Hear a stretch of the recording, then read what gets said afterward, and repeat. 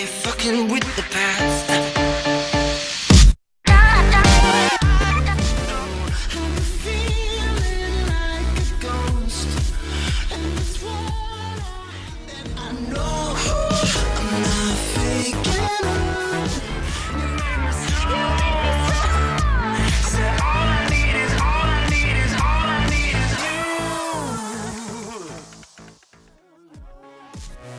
If you've been on the internet long enough, you probably know what Mystery Skulls Animated is, and if you don't, that's the exact reason that I'm making this video. Mystery Skulls Animated, frequently abbreviated as MSA, is a series of music videos created for the band of the same name. The current MSA saga consists of 4 episodes: Ghost, Freaking Out, Hellbent, and The Future. The videos are posted on Mystery Ben's YouTube channel and are animated in Adobe Animate. Trigger warnings for this series include swearing, light gore, and also blood. Let's get to the characters. We have Arthur Kingsman, who's represented by orange, Vivi Yukino, who's represented by blue, Louis Pepper, who's represented by purple, and Mystery, who's represented by red. Mystery is actually Kitsune in disguise, and you can kind of see this on his profile with his tails subtly flashing in the background. The first episode, Ghost, was released in 2014, and the main overall arcing plot is that Arthur, Vivi, and Mystery, who are a group of paranormal investigators, find a haunted mansion and they decide to explore it. One of the most important principles of animation is timing, and because this series is basically just a bunch of music videos, they definitely use that principle a lot in order to help tell the story. Anyway, because this is a haunted mansion, some chaos ensues, and eventually the characters end up falling down a trapdoor. Honestly, I would fall down a trapdoor too if I was in a mansion. And then we get our first little bit of very creative visual storytelling with the mirrors that fall behind the cast. In the reflections, you can see that Arthur's mechanical arm is missing, Vivi's eyes are all blacked out, and Mystery's mirror is completely shattered. Then we see a skeleton who we do not yet know who that skeleton is. This will be brought up later, I promise. And then we get a Scooby-Doo inspired hallway scene. You could definitely tell that this series echoes its inspiration, Scooby-Doo being like one of the main ones, as well as Rhythm Heaven, which is definitely where they get the head bopping from. Then we get to the flashback, which is another nice chunk of lore we get here. We see Lewis, who's with the crew. They're exploring an abandoned cave, and as they explore further, Arthur's arm becomes possessed by some entity, which causes him to shove Lewis off of the cliff. We also see Mystery in his Kitsune form, who had to tear off Arthur's possessed arm in order to save him. This connects back to the mirrors because it shows why Mystery and Arthur's mirrors looked the way that they did. And here is also when it's finally revealed to us that the skeleton is in fact Lewis. The color coding with these characters also becomes extremely important once we get into the next installments, continuing with Freaking Out. The second episode was released 2 years after Ghost, and it also introduces a new character, Shiramori. The name Shiramori is actually Japanese for White Forest, which definitely fits this character because she's a bonsai tree monster. We're not exactly sure why, but her main goal is to consume Mystery's blood. In the beginning of Freaking Out, we see Shiramori entering the same cave that the Mystery Skulls crew were in, and we can tell just by comparing the inside and the outside.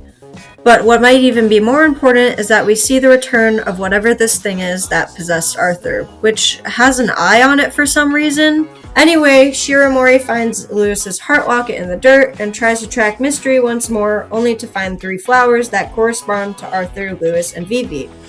Unsatisfied, she snips them off and focuses her powers once more before finally being able to sense Mystery.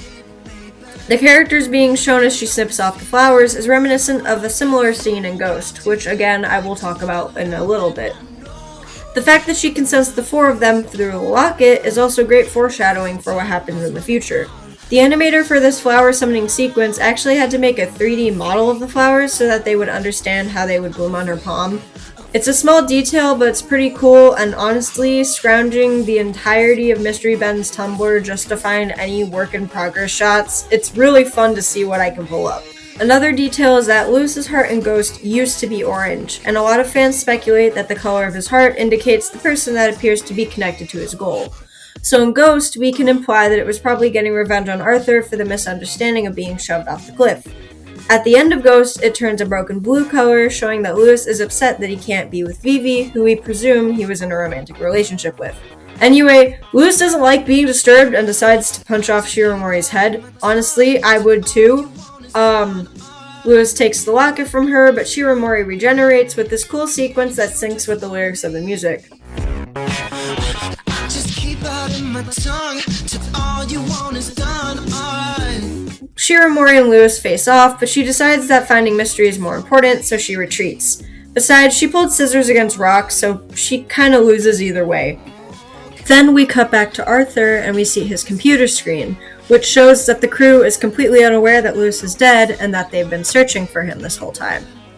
Something about this series that I've always thought was very impressive is the fact that the characters are almost entirely on model 99% of the time, unless it's for the use of exaggeration.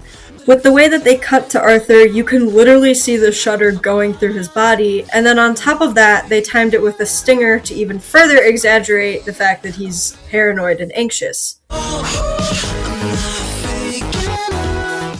We also see Vivi sleeping, but her eyelids flash purple with Mystery next to her. A lot of fans theorize that's Mystery who's erasing her memories of Lewis, but we don't really know why he would do that or what his motives would be. This is the third time that we've seen Vivi's eyes go purple. Once in Ghost, and twice so far in Freaking Out. I personally think that these are connected to her blacked out eyes in the mirror in Ghost, showing that she doesn't remember Lewis. And that's the thing, she should be able to remember him, because in the flashback, Vivi is standing at the bottom of the cliff. There's no way that she wouldn't have seen Lewis die. This means that something, or someone, is making her not able to remember. I feel like Arthur probably doesn't remember because he was possessed when he shoved Lewis off of the cliff, but he also seems to have some lingering trauma from it. Anyway, Arthur then seems to wake up from a nightmare of Mystery in his true form, implying that he's unaware that he's a kitsune and doesn't remember his arm being bitten off. Another thing about the timing here is that Vivi wakes up and she's tired, and we can see this not just from her expression, but also by the fact that her head is bopping on the offbeat, slower than the rest of the cast. Anyways, Mystery freaks because he knows Shiromori is hunting him down, and Lewis's goal returns to Arthur because his heart goes orange again. Then we have Hellbent, which was released another 2 years after. For Hellbent, we start with the sight of a wrench tightening a bolt before we pan out to see that Arthur is fixing the crew's van. This is like the second time that we've had a van problem, by the way, so I don't know if they need to get their van fixed. Anyway, Arthur sees Mystery and briefly freaks out, grabbing his mechanical arm again, which seems to be an anxious tic of his, before they end up having a little bit of a heart-to-heart. The petting, it's cute, it's adorable, it's all sunshine and rainbows until Arthur starts the van. The van drives fine for a couple of minutes before he sees Lewis's reflection in the rearview mirror, and the van starts to slow down and malfunction. Arthur tries to turn the key harder, but to no avail, and he starts to panic as any good person probably would. He eventually slams his mechanical arm down onto the dashboard, which gets the van working again. His arm, however, temporarily goes limp, and Lewis appears right behind them before Arthur manages to step on the gas, with the radio showing the word Hellbent. This also is the beginning of a chase scene, which is the first half of Hellbent. Anyways, Lewis sends a fireball from behind, which takes out one of the wheels, causing Arthur to lose control of the van, and it's sent crashing off of the road into Kingsman Mechanics, which is owned by his uncle Lance. I also wanted to briefly point out the continuity of Shiromori's arm that got taken off. It no longer has bandages, and also that Arthur's arm, this entire part of Hellbent, is continuously limp, which means that this guy has been driving the van one-handed. That is some skill right there. Then we get a series of flashbacks featuring Lewis and Shiromori. Most of Lewis's flashbacks cover what we already remember from Ghost, and Shiromori's flashbacks show that her connection to Mystery is a lot more closer than we thought. It also introduces another character who's named Mushi, who we believe is Vivi's ancestor. Then, Lewis makes Arthur relive the nightmare of being shoved off of the cliff by forcing him to go through a cave that looks like the exact same one that we saw in Ghost and Freaking Out. Lewis, who is blinded by rage, eventually picks up Arthur and holds him above the cliff before dropping him. The most important part of Hellbent is that right before Lewis drops Arthur, we see him mouth his name. There has been zero dialogue this whole time, whether mouthed or spoken, up until Arthur is being held by Lewis, unless you count the sigh. which I don't count that at all in my opinion. That single name is enough of a storytelling device to indicate that Arthur had no clue that Lewis was dead this whole time, or that he remembers being possessed and shoving him off of the cliff. The fourth episode, The Future, picks up immediately where Hellbent left off. We also finally get to hear Arthur saying Lewis's name out loud. We get an instant replay of Lewis before Lance interrupts the vision by shooting through his chest, which knocks off his locket. Arthur falls into a pile of boxes as the nightmare is shattered. He's okay. He's not dead. The fight that was initiated from Hellbent continues again into the future. Arthur finds Lewis's heart locket, and as he touches it, we see the picture change from the couple to him and the whole crew, which was foreshadowed in the flowers and freaking out. It also shows that Arthur always valued the group's friendship over his brief jealousy of Lewis and Vivi. We can also see how this affects Lewis both with the tears and the timed drop of his knees. Vivi moves to finish Shiramori off, but Mystery steps in front of her with this concerned look on his face, which shows that despite their complicated past, that he doesn't want her to be harmed any further.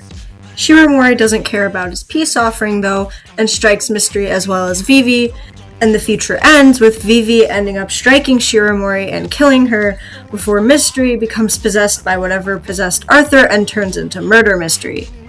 Something that you might notice about this series is that it uses a combination of rigged and 2D drawn animation. They do this in order to obviously save time and money, but also so that way they can pour all of their effort into the more complicated scenes that would have to be hand-drawn in order to be successful. This especially becomes more noticeable in later episodes such as Hellbent and The Future. Rigged animation also helps to keep character appearances very consistent. As I mentioned before, Mystery Ben and the other members of the production crew are very intentional with how and where they use animation principles in order to help guide visual storytelling, but they also know when to slightly bend or break these principles when it seems necessary. For example, in Hellbent, when we start the chase scene, it doesn't make sense to have a slow in and slow out with the way that Arthur's van begins, because otherwise it doesn't keep up with the same pace and it doesn't feel nearly as nerve-wracking. Mystery Skulls Animated is simply amazing. It's able to pack an entire lore-filled story in about 20 minutes worth of watching time. It's able to communicate lore, emotions, and ideas just by the visuals alone, even without needing dialogue. It uses the song as a script for the timing, the spacing, and also the events that actually take place in the story. You have fun, unique characters that are interesting to watch as they interact with their environment. And on top of that, you have a heartwarming yet sad story that really does some gut-wrenching things to you. The fact that the series is able to do all of this entirely through the animation and the color coding without using dialogue is just impeccable. It's amazing. That's the reason that I wanted to choose this as my topic, is because I've never seen any series like this that does it in such a way that you're so hooked on it. Mystery Skulls is a masterpiece, and this is your sign to watch it if you haven't watched it already. Bye!